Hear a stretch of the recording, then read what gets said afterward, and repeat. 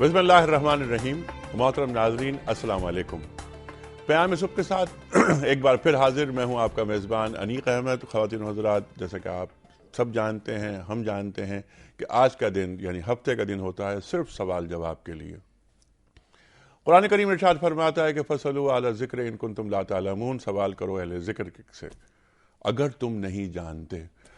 خواتین و حضرات، ہم اکثر ایک بات کہتے ہیں کہ ہمارا دین مکمل دین ہے، ہماری شریعت آخری شریعت، مکمل شریعت، ہمارے رسول صلی اللہ علیہ وآلہ وسلم آخری رسول، آخری پیغمبر، آخری کتاب ہمارے پاس۔ دنیا کا کوئی مسئلہ ایسا نہیں جو ہمارا دین اس کا حل نہ پیش کرتا ہو۔ خواتین و حضرات، خاص طور پر ہماری یوتھ، ہماری نوجوان نسل، بہت سے سوالات ان کے ذہنوں میں ہوتے ہیں۔ ہم چاہتے ہیں کہ تمام کنفیوژنز دور کیے جائیں اور ہمارے معزز علماء کرام انہیں لاجواب نہ کریں بلکہ انہیں قائل کریں۔ صرف ایک درخواست ہوتی ہے ہماری آپ سے، وہ درخواست یہ ہوتی ہے، جیسا کہ آپ جانتے ہیں میں بار بار یہ بات کہتا ہوں، وہ یہ کہ مسلک کی بنیاد پہ سوال نہ کریں، مسلمان ہو کر سوال کریں۔ ہوا سماکم المسلمین، اللہ تعالیٰ نے قرآن کریم میں ارشاد فرمایا اور ہمارا نام مسلمان رکھا۔ خواتین و حضرات، وحدت کی بات، قربت کی بات، یگانگت کی بات، اتحاد کی بات۔ محمد الرسول اللہ والذین معہ اشداء علی الکفار رحماء بینہم، سورہ فتح میں یہ درس ہمیں ملتا ہے، قیامت تک یہ درس ہمارے سامنے رہے گا۔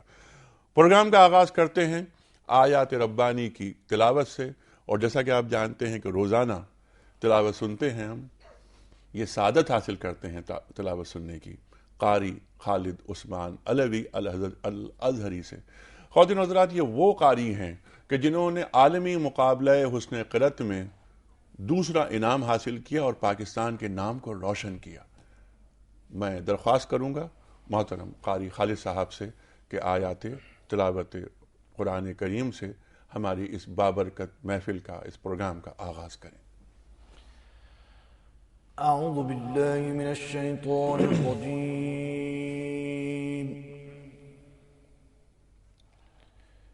بسم اللہ الرحمن الرحیم۔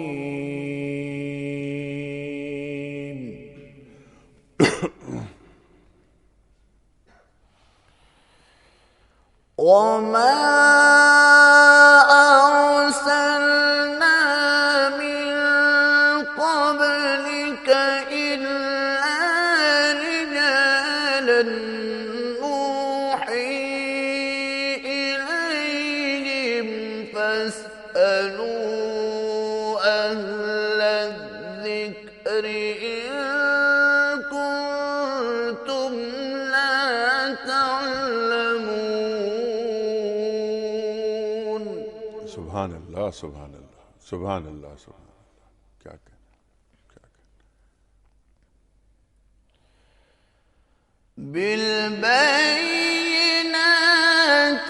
والزبر اللہ اکبر، اللہ۔ وأنزلنا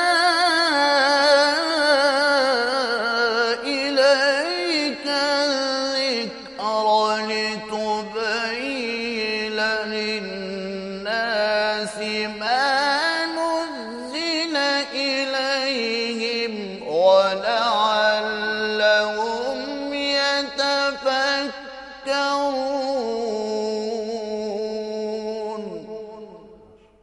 ماشاء اللہ، ماشاء اللہ۔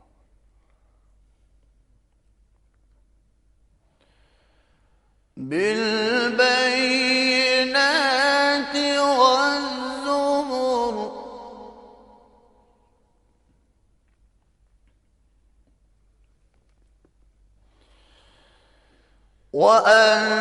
وأنزلنا إليك الذكر لتبين للناس ما نزل إليهم ولعلهم يتفكرون۔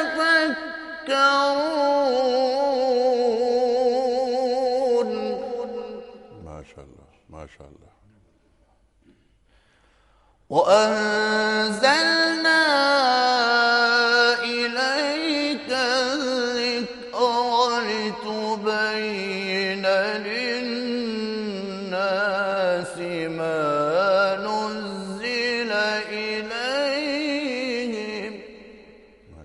ولعلهم يتفكرون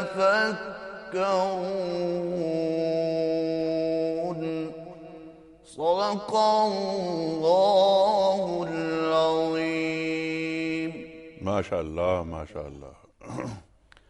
حضرت امامہ رضی اللہ تعالیٰ عنہ سے روایت ہے کہ نبی کریم صلی اللہ علیہ وآلہ وسلم کے سامنے دو آدمیوں کا ذکر کیا گیا، جس میں سے ایک عابد تھا اور دوسرا عالم.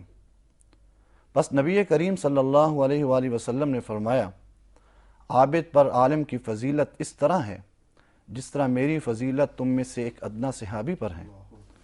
پھر آپ صلی اللہ علیہ وآلہ وسلم نے فرمایا، بے شک اللہ تعالی اور اس کے فرشتے، تمام زمین اور آسمان والے، یہاں تک کہ چیونٹی اپنے بل میں اور مچھلیاں بھی اس شخص کے لیے رحمت طلب کرتے ہیں جو لوگوں کو بھلائی کی تعلیم دیتا ہے. سبحان اللہ سبحان اللہ. ماشاء اللہ ماشاء اللہ. اللہ آپ کو سلامت رکھے قاری صاحب. خواتین و حضرات، اس وقت ہم جا رہے ہیں چھوٹے سے بریک کی جانب. جب واپس آئیں گے تو ہمارے ساتھ یہاں لاہور کے ممتاز علماء کرام محترم مولانا مفتی محمد ابوبکر صاحب اور مولانا مفتی محمد قادری صاحب تشریف فرما ہوں گے. آ رہے ہیں ایک چھوٹے سے بریک کے بعد.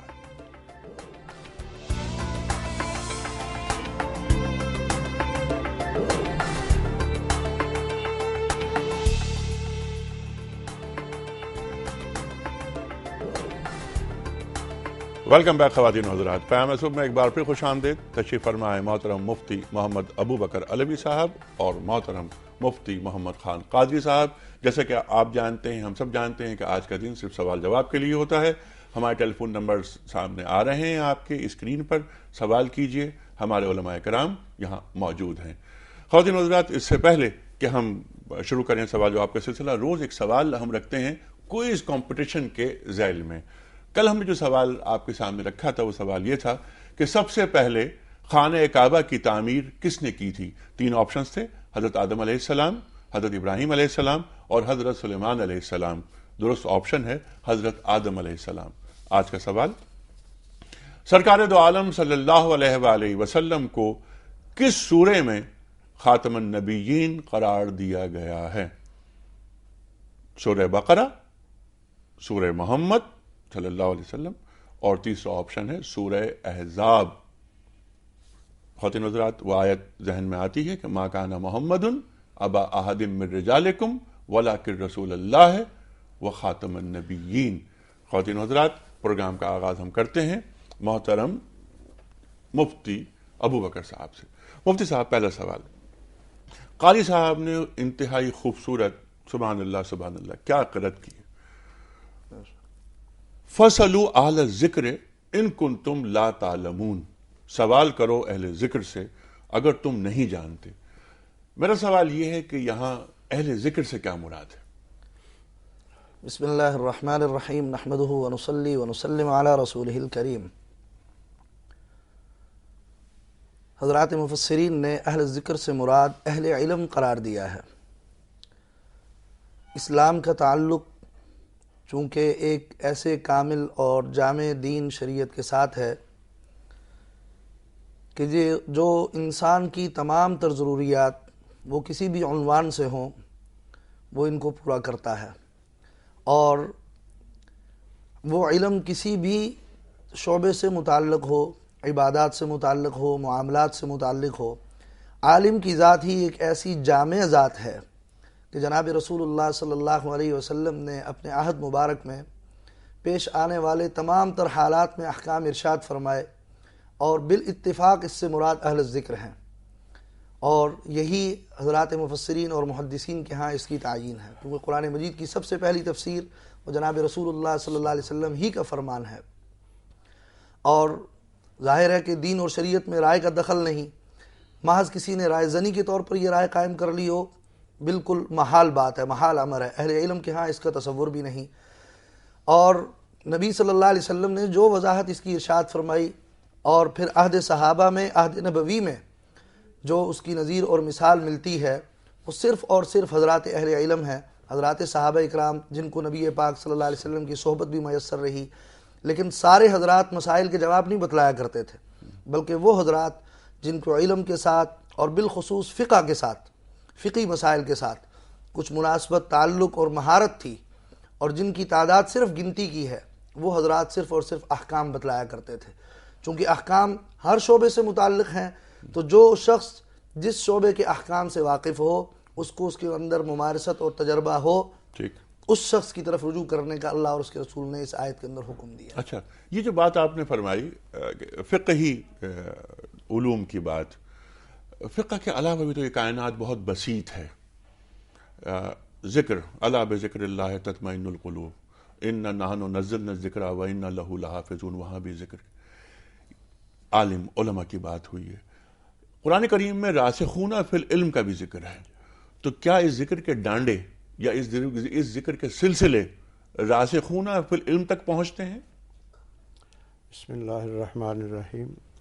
یہ لفظ خود بتاتا ہے کہ اہل علم سے کوئی خصوصی درجہ ہے، کیونکہ قرآن نے اہل علم نہیں کہا، قرآن نے اہل ذکر کہا۔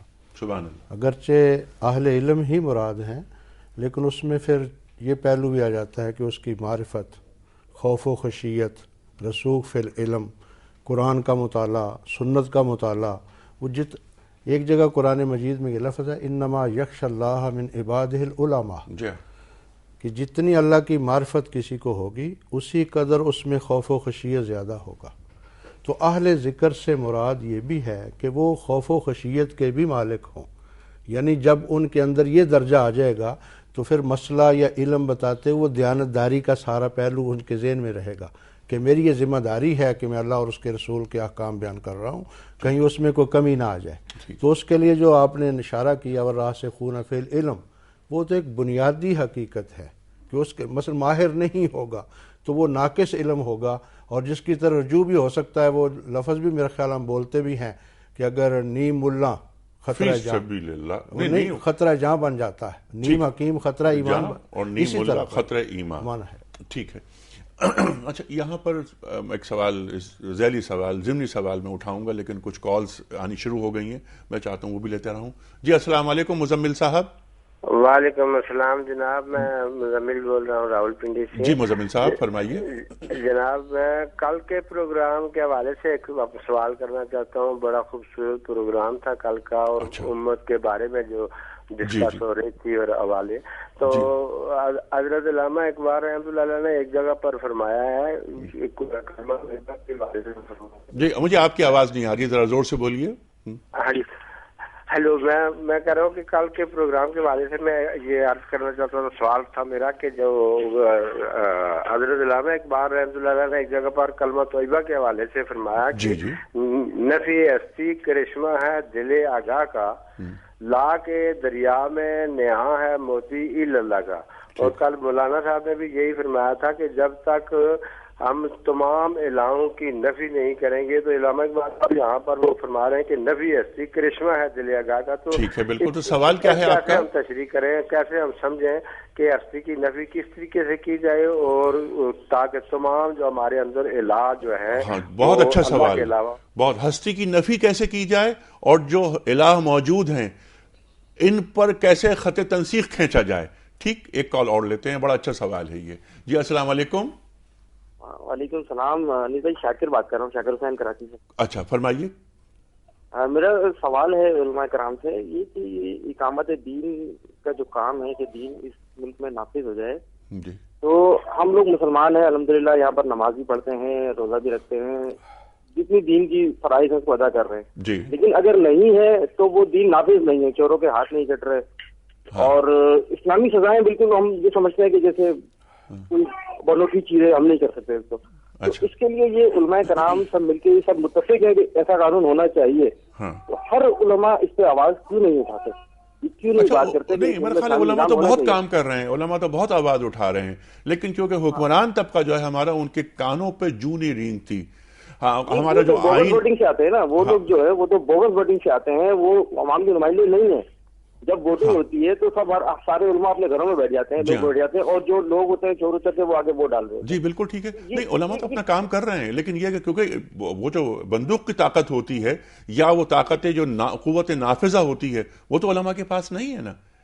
نہیں، کھڑے تو ہو سکتے ہیں الیکشن، ہاں کھڑے ہو سکتے ہیں، بالکل ٹھیک ہے، ووٹنگ نہ کرو، لوگوں کی رائے دیکھنے دو، کیا رائے ہے کیا نہیں ہے۔ ٹھیک ہے، نہیں بڑا اچھا سوال ہے یہاں پر. اچھا اب ایک بات اس سے پہلے کہ وہ جو راسخون فی العلم کے بارے میں آپ بات کر رہے تھے، میں چاہوں قاضی صاحب ذرا سے اس کو اور آگے بڑھاتے ہیں، اس کے بعد سوالات کے جوابات بھی لیں گے آپ حضرات سے. راسخون فی العلم جیسے آپ نے بات کی فقہی معاملات کی، کچھ سوالات ہوتے ہیں ہر مسلمان کے ذہن میں دین کے حوالے سے، وہ کنفیوژن دور کرنا چاہتا ہے، کنفیوژن دور ہو گئے. لیکن انفس و آفاق کے تعلق سے بھی سوالات ہوتے ہیں، اس کائنات کے تعلق سے. علماء کی ذمہ داری یہ بھی ہے کہ وہ کائنات کی دیگر علوم پہ بھی نگاہ رکھے، صرف فقہ پہ توجہ مرکوز نہ کر دے، کیونکہ فقہ جو کا تعلق قانون سے ہے، قانون سختی پیدا کر دیتا ہے. اخلاقیات کا تعلق اس کے ساتھ ساتھ چل رہا ہے، اور قانون کسی مقصد کو حاصل کرنے کا ذریعہ تو ہو سکتا ہے، مقصد نہیں ہو سکتا. اس تعلق سے کیا فرمائیں؟ میری گزارش یہ ہے کہ فقہ کا جس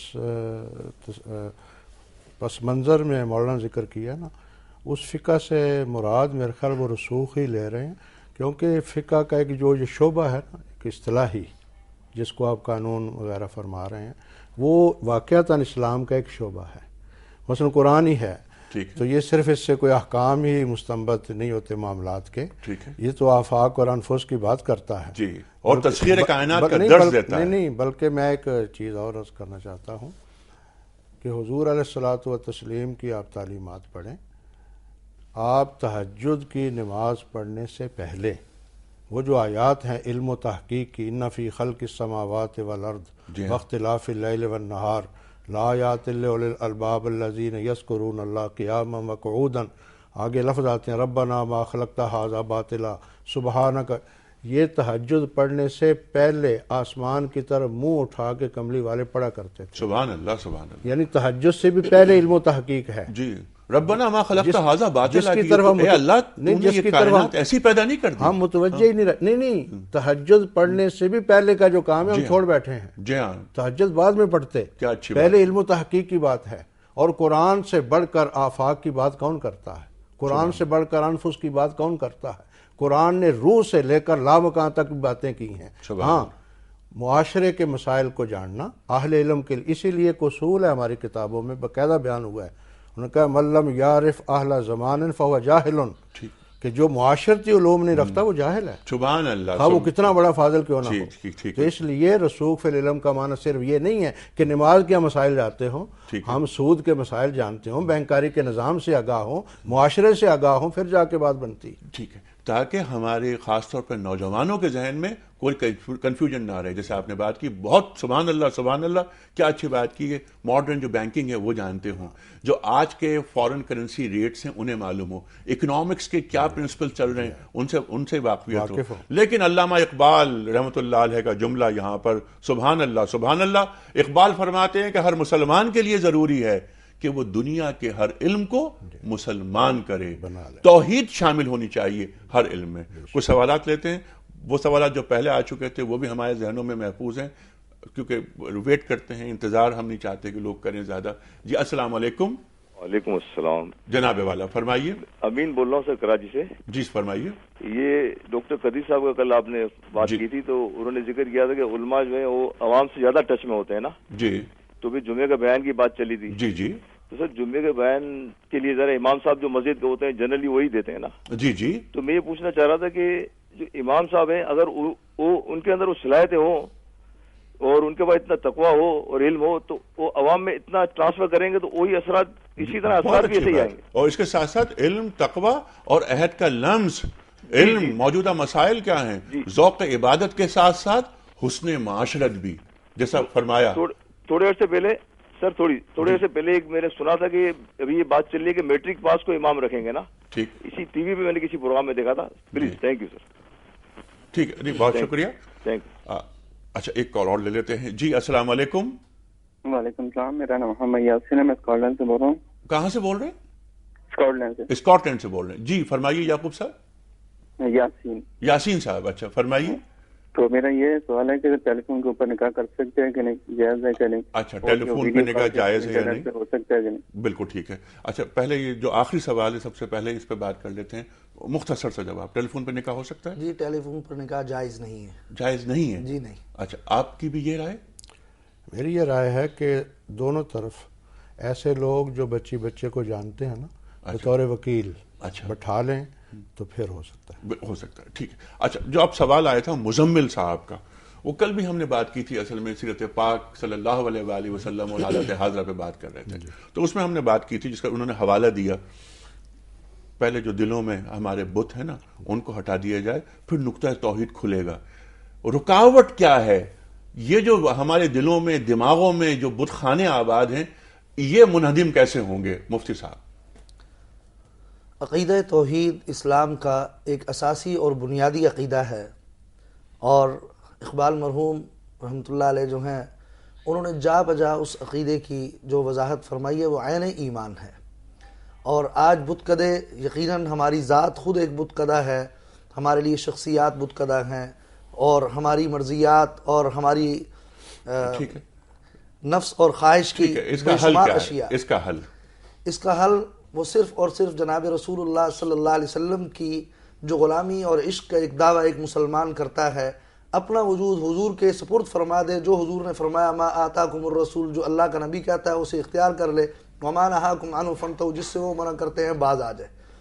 اللہ کے نبی صلی اللہ علیہ وسلم کی ساری تعلیمات کا محور وہ اللہ کی توحید ہے. من یطع الرسول فقد اطاع اللہ، جو میرے رسول کی اطاعت کرے گا گویا کہ اس نے اللہ کی اطاعت کر لی، اس نے اللہ کی توحید مان لی، اس نے اللہ کی عبادت کر دی، اللہ کی عبادت کا حق ادا کر دیا. مسلمان کے پاس صرف اور صرف ایک متاع اور ایک نعمت ہے، وہ جناب رسول اللہ صلی اللہ علیہ وسلم کا امتی ہونا ہے، آپ کی غلامی میں آ جانا ہے، اپنا آپ حضور کے سپرد کر دے. یہ بت خانے خود ختم ہو جائیں گے.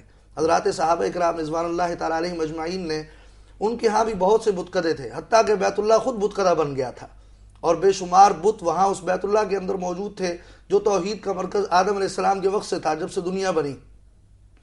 لیکن وہی لوگ جو پہلے اس بیت اللہ کو بت کدے کے طور پہ آباد کیے ہوئے تھے، وہی بیت اللہ بت کدہ تھا، لیکن حضور کی غلامی میں جب وہ لوگ آئے تو وہی بیت اللہ پھر بیت اللہ بن گیا. آج مسلمان ان کے لیے بے شمار بت کدے، مسجد بت کدہ بنا لیا، مسجدوں میں تصاویر ہیں، کسی اور جگہ اس اپنا گھر ہے، اس گھر کا کمرہ ہے، وہ بت کدہ بن سکتا ہے. بت کدے سے مراد یہ نہیں ہے، یعنی ہر وہ چیز جس کی پرستش، جس کی غرض سے سارے معاملات ہو رہے ہیں، یہی بت کدے ہیں. اور علامہ اقبال مرحوم نے جو بات فرمائی ہے اس سے مراد بھی یہی ہے کہ ہر چیز کی نفی کر کے، جس طرح صوفیاء کے ہاں ہے کہ ذکر کرتے ہوئے، لا الہ الا اللہ کی ضرب لگاتے ہوئے ایک مسلمان اگر یہ تصور پیدا کر لے تو اللہ اس کے تصور پر یہ فیصلہ فرما دیتے ہیں کہ اس کے دل اللہ کی ماں سوا محبت سے خالی ہو جاتا ہے. سبحان اللہ سبحان اللہ. مفتی صاحب یہی بات رہے گی جاری. خواتین و حضرات اس وقت ہمیں جانا ہے چھوٹے سے بریک کی جانب. جب واپس آئیں گے تو جو سوالات ٹیلی فون کے ذریعے ہم تک پہنچ رہے ہیں وہ، اور کچھ نئے سوالات وہ بھی رکھیں گے اپنے معزز علماء کرام کے سامنے، تاکہ ہمارے ذہنوں میں کوئی کنفیوژن نہ رہے.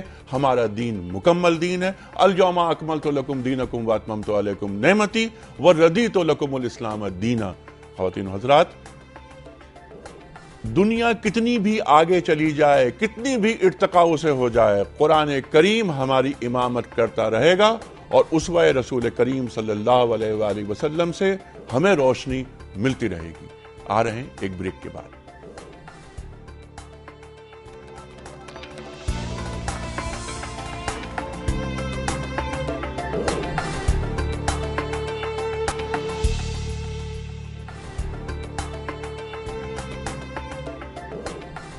ویلکم بیک خواتین و حضرات. پیام صبح میں ایک بار پھر خوش آمدید. تشریف فرما ہے محترم مفتی محمد ابوبکر صاحب اور محترم مفتی محمد خان قادری صاحب.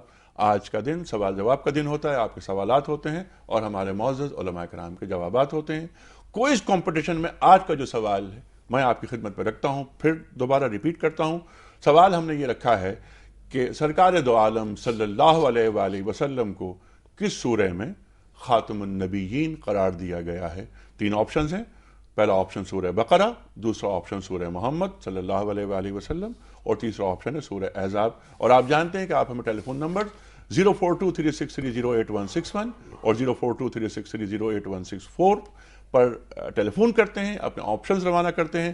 اور ہمارے جو فون نمبرز ہیں، ہمارے جو ای میل ایڈریس ہے ہمارا، وہ ہے ps@duniatv.tv، اور ہمیں SMS کرتے ہیں آپ 3031 پر. جہاں سلسلہ کلام رکا تھا وہیں سے ہم آگے بڑھاتے ہیں. بات ہو رہی ہے اقبال کی، جو کل کا پروگرام تھا اس پر گفتگو فرمائی بہت عمدہ مفتی ابوبکر صاحب نے، اسی بات کو آگے بڑھاتے ہیں۔ مفتی صاحب یہ بتائیے کہ اپنی ہستی کیسے فنا ہوتی ہے؟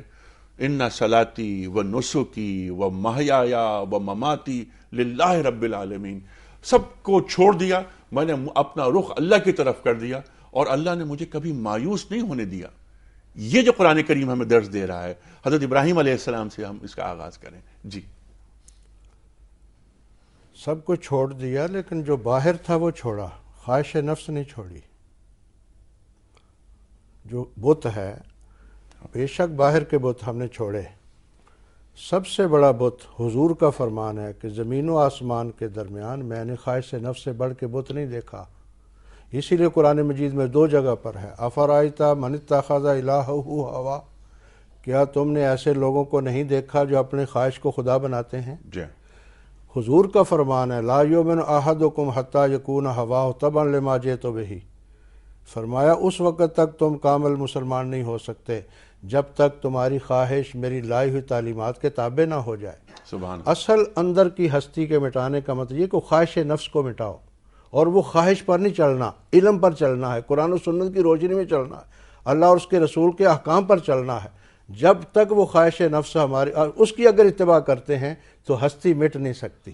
دیکھو نا، باہر کے بت ہم نے چھوڑ دیے لیکن اندر کا بت ہم پالتے ہیں۔ جب تک اس اندر کے بت کو ہم نیست و نابود نہیں کرتے اس وقت تک آپ کی ہستی فنا نہیں ہو سکتی۔ اور لا کا معنی کیا ہے؟ لا الہ الا اللہ پڑھو، لا کا ویسے پہلے اپنی نفی کرو، ہر شے کی نفی کرو کہ میرا اللہ ہی سارا کچھ ہے۔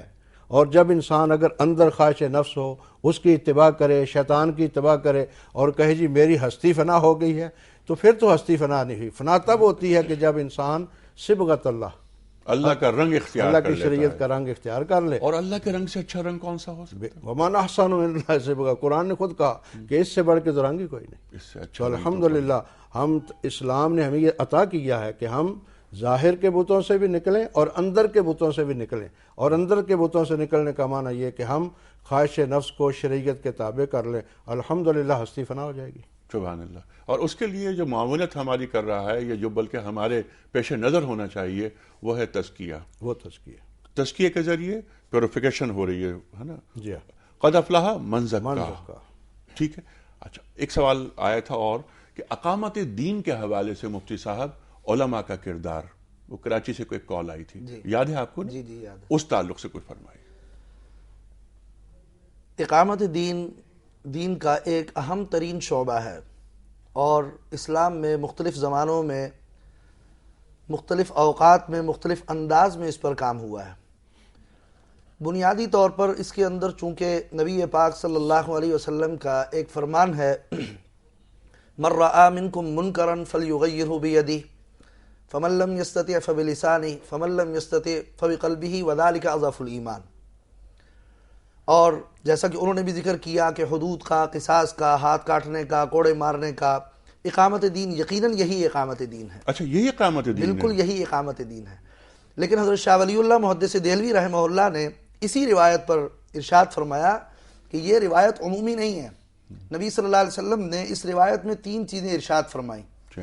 فَلْيُغَيِّرْهُ بِيَدِهِ، اس کو ہاتھ سے روکے، اگر کوئی برائی کرتا دیکھو اس کو ہاتھ سے روکے، اگر تمہیں اس کی قدرت نہ ہو پھر زبان سے، اگر تمہیں اس کی بھی قدرت نہ ہو تو پھر دل سے اس کو برا جانو، وَذَلِكَ أَضْعَفُ الْإِيمَانِ۔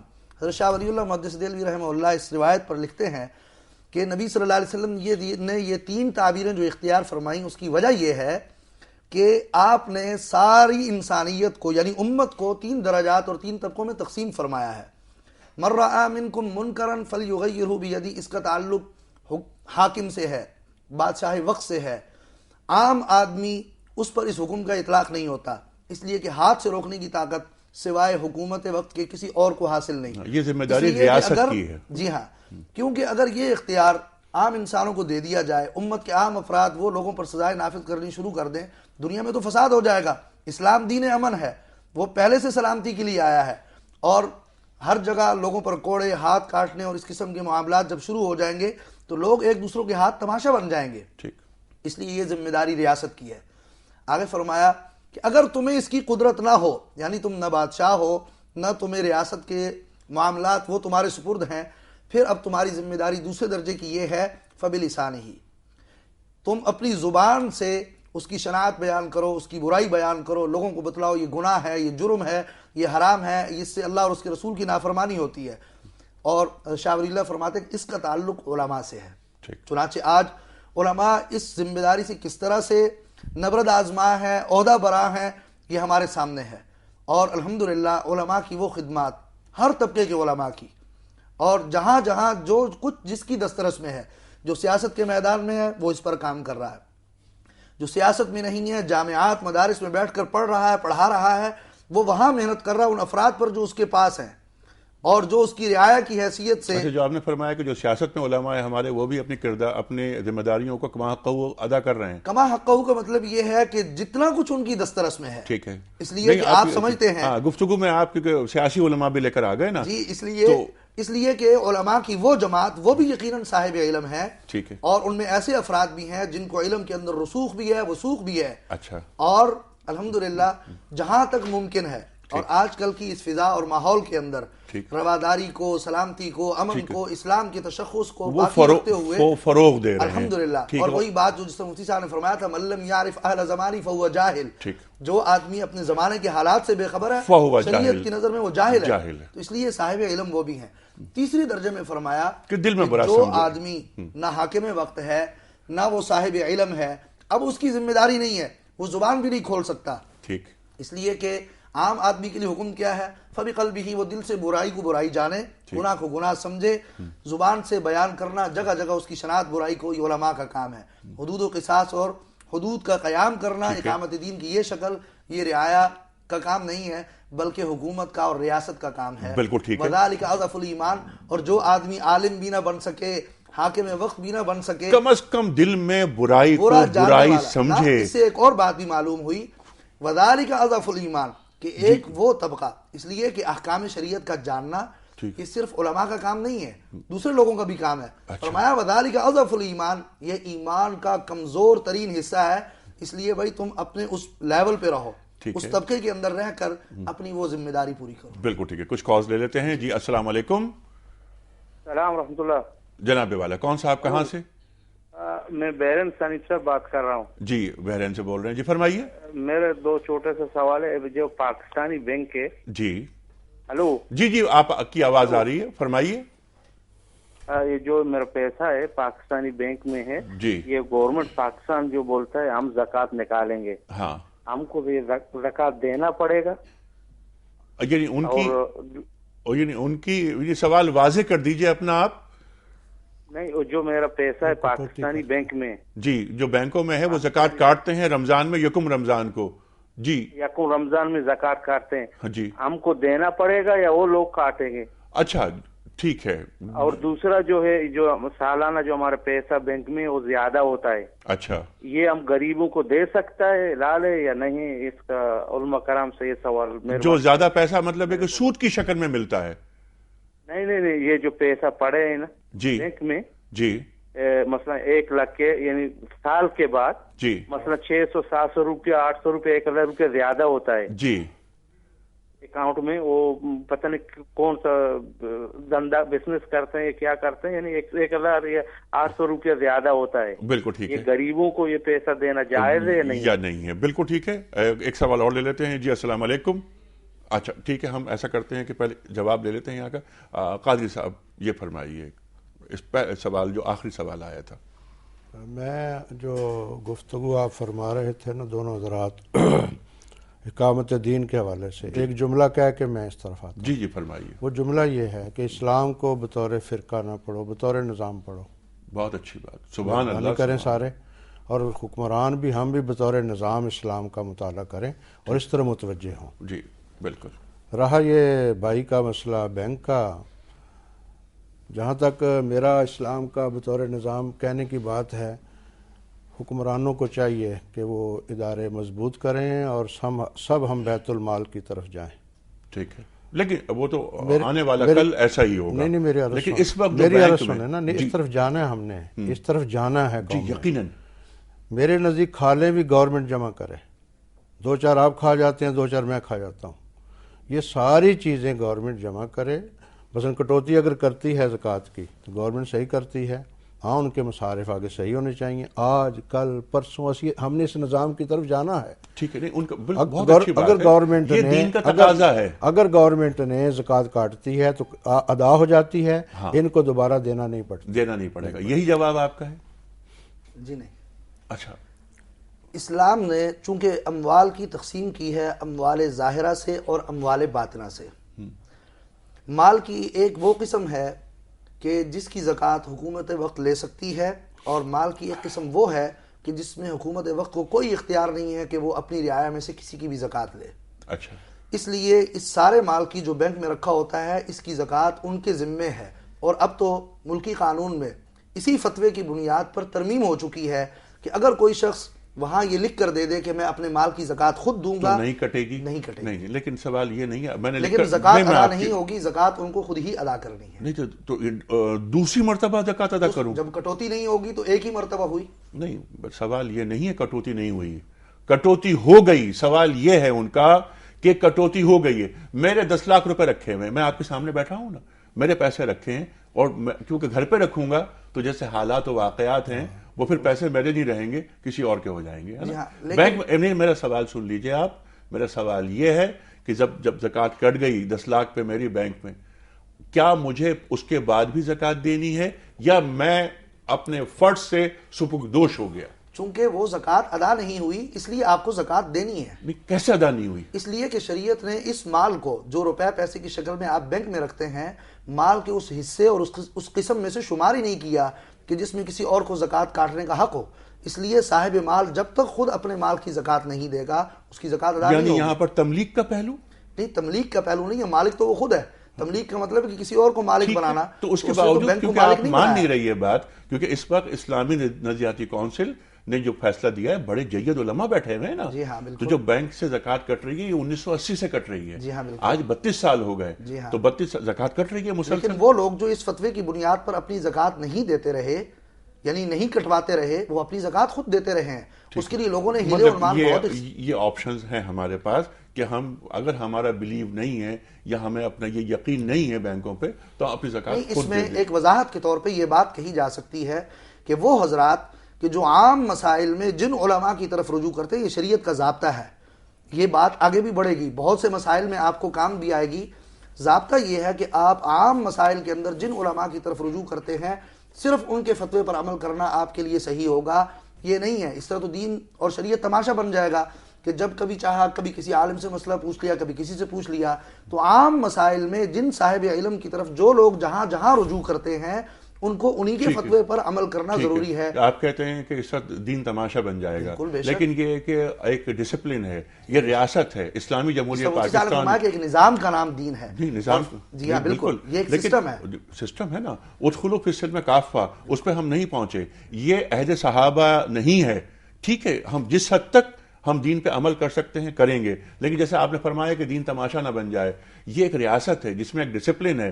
زکوٰۃ کٹ رہی ہے، علماء کے فتوے ہیں، نظریاتی کونسل کے فتوے ہیں. تو اگر میں یہ زکوٰۃ کٹنے کے بعد دوبارہ میں زکوٰۃ دوں گا تو کیا دین تماشا نہیں بن رہا؟ عرض یہ ہے کہ قرآن نے خود فیصلہ کیا. آپ فرمایا جیسے آپ نے فرمایا کہ عہد صحابہ نہیں ہے، قرآن نے تو خود معیار قرار دیا صحابہ کو. فَإِنْ آمَنُوا بِمِثْلِ مَا آمَنْتُمْ بِهِ فَقَدْ اهْتَدَوْا. میں نے اس سے پہلے قرآن کریم کی ایک آیت پڑھی تھی کہ ادخلوا فی السلم کافہ، دین میں پورے کے پورے داخل ہو جاؤ. یہ قرآن کا مطالبہ ہے. ہم پر فرض ہے، ہم اس پر عمل کرنا ہے ہمیں. لیکن حالات و واقعات، ان حالات و واقعات میں یعنی اسلامی جمہوریہ پاکستان جہاں پر شاعر اسلامی کا احترام ہے، نمازیں ہو رہی ہیں، جمعہ پڑھا جا رہا ہے، کوئی رکاوٹ نہیں ہے، آزادی ہے، تو یہ ہماری حکومت بہرحال مسلمانوں پہ تو مشتمل ہے نا. اصل میں بات یہ ہے کہ وہ مسائل جو اجتہادی مسائل ہیں اور ان کا وجود حضرات صحابہ کرام کے عہد میں بھی ہے، ایسے اختلافات ایسے مسائل میں خود عہد صحابہ کے اندر موجود ہیں. اس لیے یہ ریت اس وقت سے چل رہی ہے، اس لیے کہ عالم پابند ہے اپنی اس رائے پر، دلائل کی بنیاد پر جو اس نے رائے قائم کی ہے اس کے موافق فتویٰ دینے کا. اس کے خلاف فتویٰ دینا شریعت اسلامیہ میں جائز نہیں ہے. بالکل ٹھیک ہے. آج تک یہی ریت چل رہی ہے. بالکل. یعنی اگر ہم 4 افراد کہیں موجود ہیں, ہم میں سے ہر ایک کی رائے اپنی اپنی ہے, لیکن اگر بینک زکوٰۃ کاٹ رہے ہیں تو یہ شریعت اسلامیہ کے خلاف نہیں ہے. علماء کا فتویٰ یہ ہے. ایک عرض میں نے کرنا تھی کہ جو مصارف زکوٰۃ بیان ہوئے ہیں جی قرآن کریم میں, وہاں ایک محکمے کا ذکر ہے والعاملین علیہا, جی کہ اس محکمے کے ملازمین پر زکوٰۃ کا خرچ کرنا جائز ہے. جی وہ وصولی کریں گے تو تب محکمہ ہے نا. جی ہاں بالکل. اچھا اس میں جو 8 مدات ہے قرآن کریم میں, اس میں عاملین علیہا کا لفظ جی اس میں ایک مد ہے مؤلفۃ القلوب کی بھی, وہ بھی دب گئی ہے, وہ اس پہ بھی کام نہیں ہو رہا. اس کو تو کہہ دیا منسوخ ہے, اس کو کہہ دیا منسوخ ہے. جی بالکل خیر, ہمارا حالانکہ وہ موقوف ہے, منسوخ نہیں. ٹھیک ہے, اس موضوع سے متعلق ضرور ہے. اصل میں جس طرح آپ نے فرمایا 8 مصارف زکوٰۃ, یہاں میں ایک چیز عرض کر دوں, جس طرح مولانا نے فرمایا کہ وہ منسوخ ہے, تو 3 کے متعلق میں نے اس کو مخالفت کی ہے. نہیں اچھا اس میں بھی ذرا یہ ہے کہ منسوخ یا معطل, لیکن کیونکہ ہمارا یا موقوف نہیں, اس کے اندر تنسیخ ہی ہے, اس لیے کہ نبی پاک صلی اللہ علیہ وسلم نے خود اعلان فرما دیا تھا الاسلام یعلو ولا یعلی علیہ, اور اللہ تعالیٰ نے اسلام کو عزت دے دی, اسلام دین غالب ہے, اب اسلام کو غلبہ حاصل ہو گیا ہے, اب تالیف قلب کی بنیاد پر کسی کو زکوٰۃ نہیں دی جائے گی. جو اس اسلام کی حقانیت کی بنیاد پر مسلمان ہونا چاہتا ہے وہ ہو جائے. آج بھی آپ دیکھ رہے ہیں کہ بے شمار لوگ نو مسلم جو ہیں وہ اسلام قبول کرتے ہیں, ایک طرف سے سرٹیفکیٹ لیتے ہیں, اگلے دن بھیک مانگنی شروع کر دیتے ہیں اسلام کے نام پر. اس سے اسلام کا تشخص مجروح ہو رہا ہے. اسلام کوئی ایسا دین نہیں ہے کہ پیسے کی بنیاد پر اس کو پالا جائے, پوسا جائے, لوگوں کو چلایا جائے, اس لیے اس کو منع فرما دیا. 8 مدات میں سے 3 ہیں, اور جس طرح آپ نے مفتی صاحب نے فرمایا نا, اصل میں اس نقصان اس بات کا ہے کہ اسلام کا ایک مستقل شعبہ ہے اسلامی مالیاتی نظام. ٹھیک ہے, بیت المال کی بات ہے, اس پہ ہم کریں گے بات, اس پر کام کرنے کی ضرورت ہے.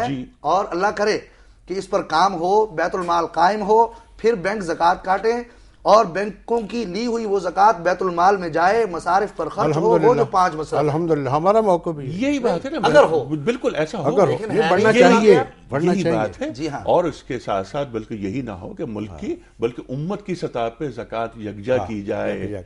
ٹھیک ہے, میں تو کھالوں تک آ گیا ہوں. جی بالکل, اللہ کرے ایسا ہو جیسی انہوں نے بات فرمائی, تاکہ تصور امت بحال ہو, جو اسلام کا تشخص تھا وہ سامنے آئے. جی بالکل, اور صرف مسلمان, یہ امت مسلمہ ہی نہیں, کان الناس امۃ واحدہ, پوری کائنات کو امت بنایا گیا, جو قرآن کریم ارشاد فرماتا ہے. ٹھیک ہے, ایک بنایا گیا, نبی بھیجنے کی ضرورت نہیں تھی, لیکن تم میں اختلاف ہوا. اختلاف کس نے کیا؟ صاحبان علم نے اختلاف کیا. جی, جو علم رکھتے تھے انہوں نے اختلاف کیا, تو ہمیں نبی بھیجنے پڑے. یہ اللہ تعالیٰ فرما رہا ہے. ٹھیک ہے, نائلہ السلام علیکم, امریکہ سے بول رہی ہیں. ہیلو, جی ذرا زور سے بولیے. جی میرا سوال یہ ہے کہ ابھی یہ بات کر رہے تھے کہ برائی دیکھو تو اس کو روکو. اگر ہم ایک معاشرے میں رہ رہے ہیں اور ہم کسی اپنے دوستوں کے بچوں میں کوئی برائی دیکھیں کہ جو مناسب ہو کہ منع کی جائے, مگر یہ ڈر ہو کہ اس سے دوستی خراب ہوگی, تو وہ کیا کرنی چاہیے؟ اور دوسرا سوال میرا یہ ہے کہ عورتوں کے لیے حجاب کا کیا حکم ہے؟ اچھا, بہت اچھی بات ہے. بیوی بیٹھی ہیں امریکہ میں اور حجاب کا حکم, یعنی دین سے محبت مسلمان عورت کتنا کرتی ہے, آپ یہ دیکھیں. ایک کال اور بھی لیتے ہیں, پھر جوابات تفصیل سے ہم لیں گے. جی السلام علیکم. وعلیکم السلام سر, جلم سے اختر اقبال احمد عرض کر رہا ہوں. جی فرمائیے اختر صاحب. میرا سوال یہ ہے سر کہ یوم بدر میں جو قیدی ہوئے تھے کافر, جی وہ اللہ اور اللہ کے رسول کے دین کو ختم کرنے آئے تھے. جی, تو حضور صلی اللہ علیہ وسلم نے کہا کہ جو ایک قیدی 10 مسلمان بچوں کو پڑھا دے اسے بری کر دیا جائے گا. جی, تو میرا سوال یہ ہے کہ دینی تعلیم تو اللہ کے رسول اور صحابہ کرام زیادہ دے سکتے تھے, تو یہ کفار سے کون سی تعلیم حضور صلی اللہ علیہ وسلم دلوانا چاہتے تھے؟ کیا سبحان اللہ, سبحان اللہ, کیا اچھا سوال ہے. واہ واہ واہ واہ واہ, بہت اچھا. یہ جو علم سے محبت ہے نا, اب یہ بدر کے قیدی آ رہے ہیں, فدیہ لے کے کچھ کو چھوڑ دیا جائے, لیکن جو فدیہ نہیں دے سکتے وہ کیا کریں, بچوں کو پڑھائیں. ہمارے جو کفر ظاہر کافر ہیں وہ بچوں کو دینی تعلیم تو نہیں دے رہے تھے, وہ کون سی تعلیم دے رہے تھے؟ اب میں چاہتا ہوں قاضی صاحب آپ اس پہ ذرا مختصر روشنی ڈالیے. پہلی بات تو یہ ہے کہ اسلام علم کا نام ہے, اقرا سے شروع ہوتا ہے. کسی علم کی مخالفت یہ نہیں کرتا, حتیٰ کہ جادوگر کے مقابلے میں جادو سیکھنا پڑے تو اس کی اجازت دیتا ہے. یہ اسلام ہے. باقی رہا یہ کہ دینی دنیاوی تقسیم اس میں کوئی نہیں، ہر علم کو یہ فضیلت بخشتا ہے. مثلا وہ کافر ہی قیدی آئے تو آپ نے فرمایا تھا ان کو لکھنا سکھاؤ. میرے صحابہ کتابت نہیں جانتے، تحریر نہیں جانتے، اور قلم کی قوت ہے. بقول راضی کہتے ہیں کہ قلم کا رکوع قوموں کو سجود میں ڈال دیتا ہے. تو چونکہ اس طاقت سے حضور آگاہ تھے تو آپ نے کہا کہ آپ صحابہ یعنی یہ تعلیم دی کہ اگر علم کافر سے بھی سیکھنا پڑے تو کوئی حرج نہیں. بالکل. اور آپ کا فرمان جو چلو اختلاف ہی صحیح بات کا، آپ نے فرمایا چائنا تک بھی جانا پڑے تو علم کے لیے جانا. جی بالکل. اس لیے آپ صلی اللہ علیہ وسلم نے ان کو فارسی کو دین تو نہیں سکھایا لیکن کتابت وغیرہ سیکھی. بالکل ٹھیک ہے. اچھا یہی سوال آخری منٹ ہے ہمارے پاس. سوالات تو بہت تھے، بلکہ ای میل پہ جو سوالات آئے تھے میرے ہاتھ ہی میں رہے اور میں وہ جوابات نہیں دے سکا، پوچھ نہیں سکا اپنے علماء سے. خواتین حضرات یہ سوالات انشاءاللہ ہوں گے آپ انشاءاللہ اگلے پروگرام میں. لیکن جو بات کی تھی حجاب کے تعلق سے، مفتی صاحب فرمائیے آپ. عورت مسلمان جو ہے، مسلمان عورت کے ذمہ لازم ہے کہ وہ حجاب کرے. ٹھیک ہے. بنیادی طور پر تو اس کا جواب یہ ہے پردہ ہر عورت کے ذمہ اسلام میں فرض ہے، خواہ وہ کسی بھی عمر کی عورت ہو، کہیں پہ بھی رہتی ہو، کہیں پہ کسی بھی ماحول میں بستی ہو. اسلامی شعائر میں سے بھی ہے مسلمانوں کی عورتیں باپردہ ہوں. آج بھی آپ دیکھیں جو عورت باپردہ ہوتی ہے آپ کیا سمجھتے ہیں اس کو اول لحظے میں؟ تو مسلمانوں کی اپنی ایک تشخص ہے، ان کی اپنی ایک شناخت ہے، ان کو دیکھنے سے معلوم ہوتا ہے کہ یہ مسلمان ہے. تو حجاب بہرحال اسلام میں ضروری ہے. ٹھیک. مفتی صاحب بڑا ممنون، بہت شکریہ. قاضی صاحب بڑی عالمانہ گفتگو فرمائی، میں بڑا شکر گزار ہوں آپ کا. ابو بکر صاحب ایک پرچی آپ نکالیے اس میں سے اور وہ دیجئے قاضی صاحب کو تاکہ قاضی صاحب اس خوش نصیب کے نام کا اعلان کریں جس کی خدمت میں دنیا ٹی وی کی جانب سے ہم گفٹ ہیمپر روانہ کر رہے ہیں. جی قاضی صاحب کون خوش نصیب ہیں وہ؟ اچھا اینک نہیں ہے تو لائیے جی آپ مدد کیجئے. وہ تو ایک تو ہوتی ہے نا بصارت اور ایک چیز ہوتی ہے بصیرت. قاضی صاحب اصل میں بصیرت کے آدمی ہیں زیادہ. جی یہ ہیں چودھری محمد صدیق. اچھا کہاں سے، کس شہر سے؟ چشتیاں سے. چشتیاں سے. چودھری محمد صدیق صاحب چشتیاں سے آپ کو دنیا ٹی وی کی جانب سے صحیح جواب دینے پر گفٹ ہیمپر روانہ کر رہے ہیں. خواتین و حضرات آج ہفتے کا دن، آج جو سیریز ہم نے لاہور سے شروع کی تھی اس کا اختتام ہو رہا ہے مفتی ابوبکر صاحب اور مفتی محمد خان قاضی صاحب پر. کل اتوار ہے جو best of the week programme ہے، کل آپ اسے ملاحظہ فرمائیے. اور پرسوں منڈے سے ہم دوبارہ کراچی سے اسی سلسلے کو دراز کریں گے. خواتین حضرات صرف خواہش یہ ہے کہ دین کو سمجھا جائے، دین کو پڑھا جائے، اور دین کا جو مرکز ہے، منبع ہے، وہ قرآن کریم ہے. اگر ہم صرف 3 آیات ہم کم از کم 3 آیات روزانہ اپنے مطالعے میں شامل کر لیں ترجمے کے ساتھ، آپ دیکھیے کہ زندگیوں میں تبدیلیاں کتنی بڑی رونما ہو جاتی ہیں. خواتین و حضرات پرسوں تک کے لیے اپنے میزبان انیق احمد کو لاہور سے اجازت دیجیے. خدا حافظ.